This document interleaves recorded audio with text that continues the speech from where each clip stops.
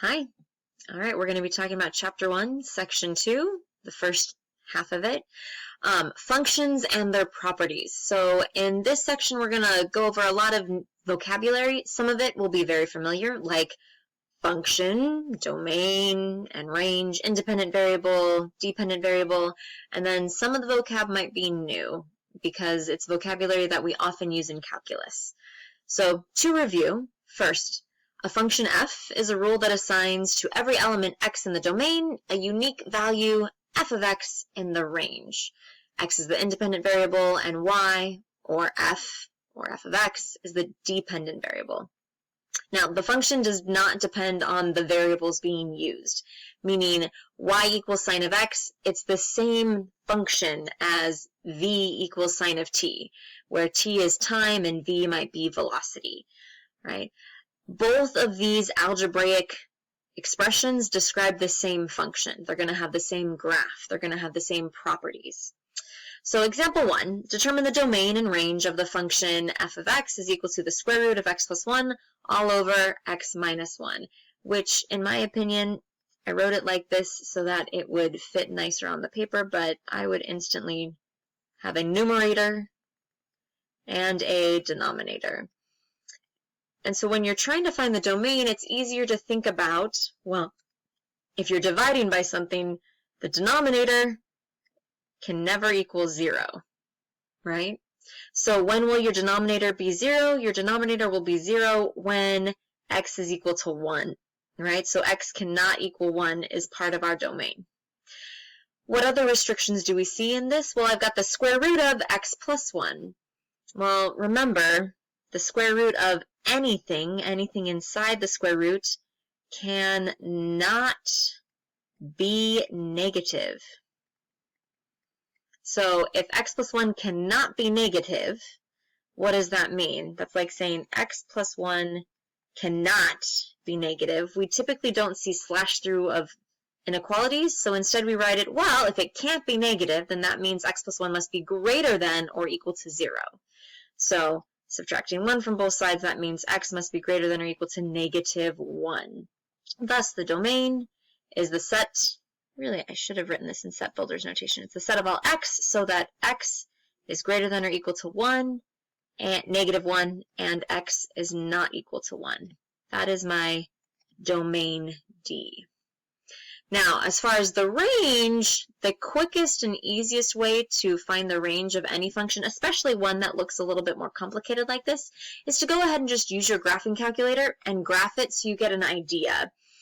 But this one really isn't too bad. When you think about it, at x equals 1, you're going to have issues. So if we were going to just quickly try to sketch the graph, my domain, x must be greater than negative 1. So let's think about that edge of the domain, negative 1. When I plug negative 1 here, I get 0 divided by negative 2, which is just 0. So at negative 1, I've got 0.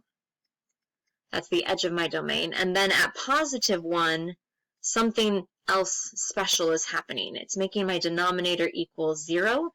And what that's going to result in is a vertical asymptote.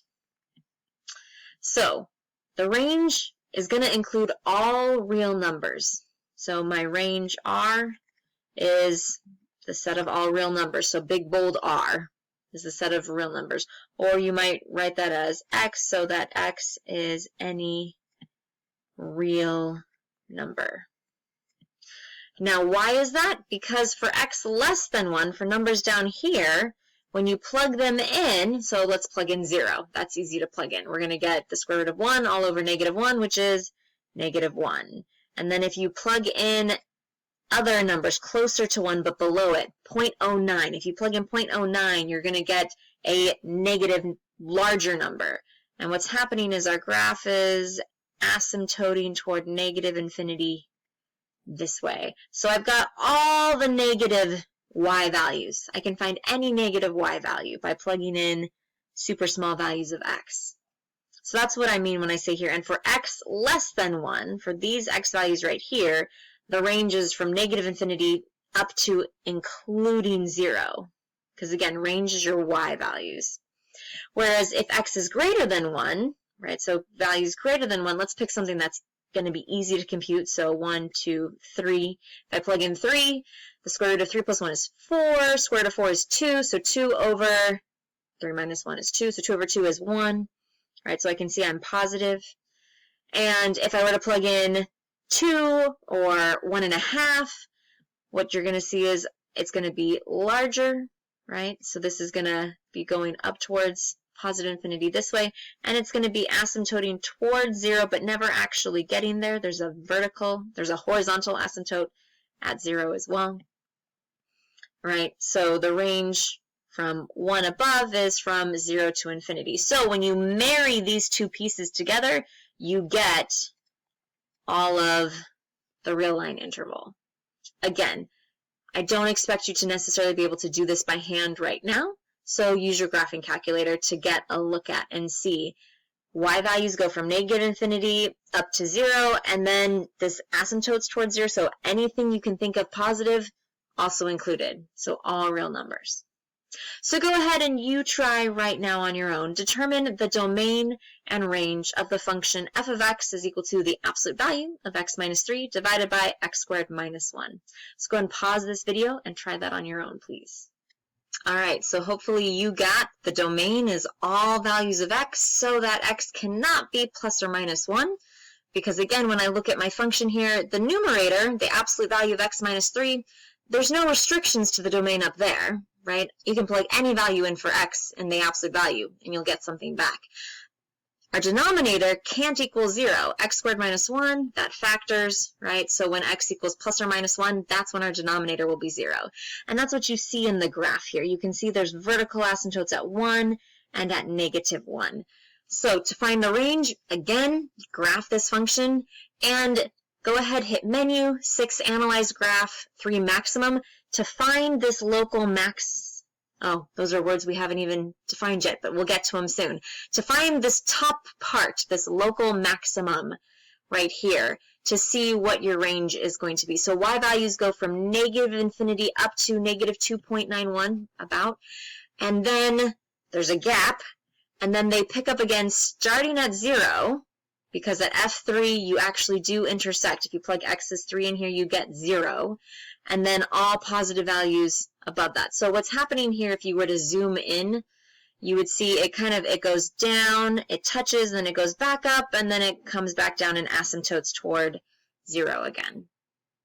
So back over here, let's look now at this guy.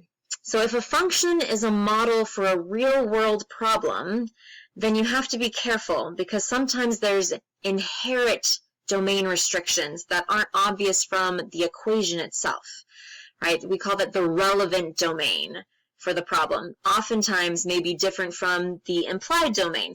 So the area of a square, we know, is side times side, or side squared. If you look at this as just a function, this is your parabola, right? And you could plug negative values for s in, and you'd get a real number back. But if we're talking about the area of a square, does it make sense to talk about a negative side length? No. So the relevant domain is s greater than 0, right? It doesn't even make sense to talk about a side length of 0, because then you don't have a square. So only positive side lengths, right? So even though the domain of this function is all real numbers, we restrict it to model the real world situation. And the domain of this area of a square function is s must be strictly greater than 0. All right, so here's some of those vocab words I promised you at the beginning of the video. A function is continuous at a point, A, if f of A is defined, and the values of f of x approach f of A as x approaches A. Basically what that means is if you're drawing a picture of the graph, you don't pick up your pencil at all, right? It's continuous at a point if you can continue to draw your curve through it. And a function is discontinuous at a point. If a function is discontinuous, then either f of A is not defined, or f of x doesn't approach f of A as x approaches A in any fashion. We're going to look at some examples of those in just a moment. But there's 3 types of discontinuities. There's a removable discontinuity, And, okay, so there's two major types. There's a removable discontinuity, or there's non-removable discontinuities. And the non-removable discontinuities typically fall into one of two categories. So a removable discontinuity is where you're going to have a hole, right? It's if f of x approaches some value as x approaches a, but that value is not actually equal to f of a. So there's a hole, it's redefined funny. We'll see a picture of that. Actually, we'll just do that right now. So the removable discontinuity would look something like this. So what you have is a line with then a hole in it, right? There's a gap there. That's a removable discontinuity because you could remove the discontinuity by just defining, right, f of that value where it belongs.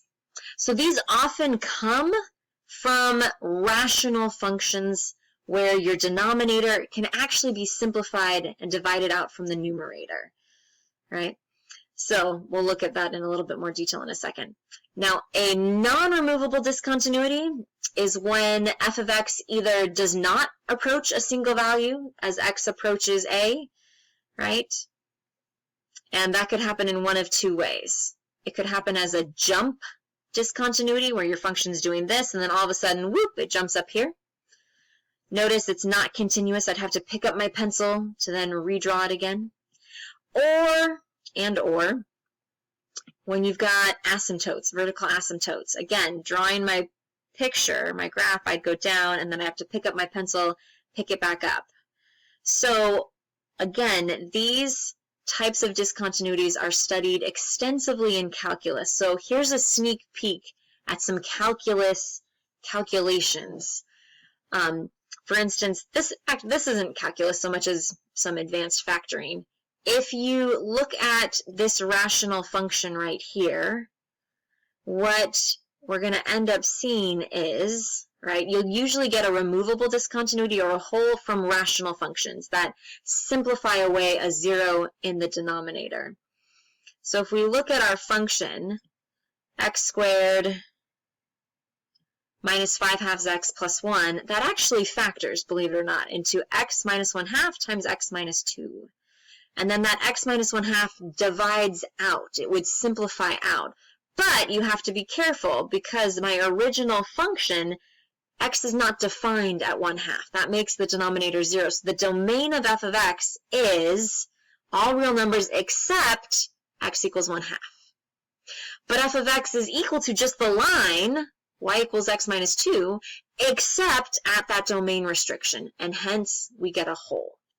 So those are our removable discontinuities. Again, we will study these a whole lot more in calculus.